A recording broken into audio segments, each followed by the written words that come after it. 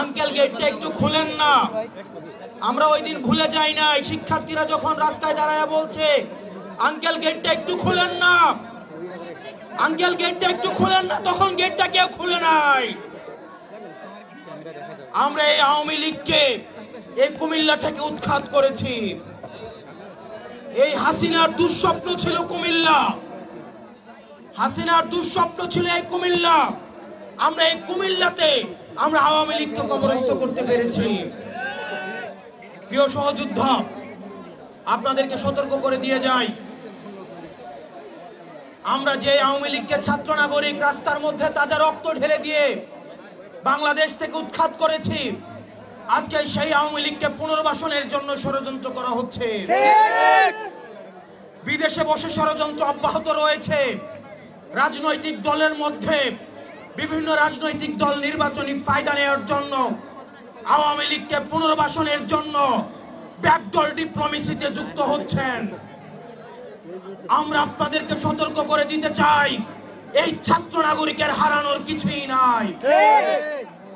এক খাপে দুই তলোয়ার যেভাবে থাকতে পারে না, ঠিক একইভাবে 5 আগস্ট পরবর্তী সময়ে বাংলাদেশে আওয়ামী লীগ এবং এনসিপি থাকতে পারে না।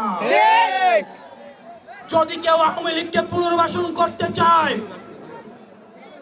উত্তরপাড়া থেকে যদি আওয়ামী লীগ পুনর্বাসনের কোন ষড়যন্ত্র করা হয়, 5 আগস্ট যেভাবে গণভবন এবং বঙ্গভবনের যে পরিণত হয়েছে, আওয়ামী লীগকে যারা পুনর্বাসন করতে চাইবে ঠিক তাদের পরিণতি এবং তাদের ফলাফল একই রকম হবে। প্রিয় দেশবাসী, প্রিয় কুমিল্লাবাসী, আপনারা দেখেছেন গত 1.5 দশক সময়ে কুমিল্লাকে সবসময় বঞ্চিত করে রাখা হয়েছে। যখনই কুমিল্লা নিয়ে কোনো কথা হতো, এই ফ্যাসিবাদ হাসিনা সরকার এই কুমিল্লাকে সবসময় ভ্রান্ত জনতা করে রেখেছে। আমরা স্পষ্ট করতে চাই, এনসিপির নেতৃত্বে কুমিল্লার যতগুলো আসন রয়েছে, প্রত্যেকটা আসনে এনসিপির শক্ত অবস্থান আমরা গড়ে তুলব। হজ করেছি, ব্যাংকে কি করে টাকা জমাই বলেন? ইউসিবি তাকওয়া, পরিপূর্ণ ইসলামিক পন্থায় পরিচালিত ব্যাংকিং। প্রিয় কুমিল্লাবাসী, আপনারা দেখেছেন গত যে 3টা ইলেকশন হয়েছে, এই 3টা ইলেকশন জনগণ ভোট দিতে পারে নাই। ভোট দিয়েছে প্রশাসন, নির্বাচন পরিচালনা করেছে প্রশাসন। একটা স্বচ্ছ ফ্রি অ্যান্ড ফেয়ার ইলেকশন করার কোন ধরনের দক্ষতা এই আওয়ামী প্রশাসনের নেই। এই প্রশাসনের সংস্কার না করা পর্যন্ত, এই প্রশাসনকে যতক্ষণ না পর্যন্ত আমরা নিশ্চিত হই তারা একটা ফ্রি অ্যান্ড ফেয়ার ইলেকশন করতে পারে, আমরা ততক্ষণ পর্যন্ত আমরা আশ্বস্ত হচ্ছি না। সেজন্য আমরা চাই এই যে স্থানীয় সরকার যে নির্বাচনগুলো রয়েছে, এই নির্বাচনগুলোর মধ্য দিয়ে এই প্রশাসনের স্বচ্ছতা যাচাইয়ের একটি পরীক্ষা হয়ে যাক। এই কারণে অন্তর্বর্তীকালীন সরকারকে আহ্বান জানাবো, আপনারা স্থানীয় সরকার নির্বাচনের আয়োজন করুন। প্রয়োজনে ধাপে ধাপে যতগুলো উপজেলা রয়েছে 5টি বা 6টি ধাপে আপনারা স্থানীয় শাসন সরকারের নির্বাচন দিয়ে আপনারা এই প্রশাসনের স্বচ্ছতা আপনারা নিশ্চিত করুন। ইফতার সম্মুখে আমরা বক্তব্য দীর্ঘায়িত করছি না।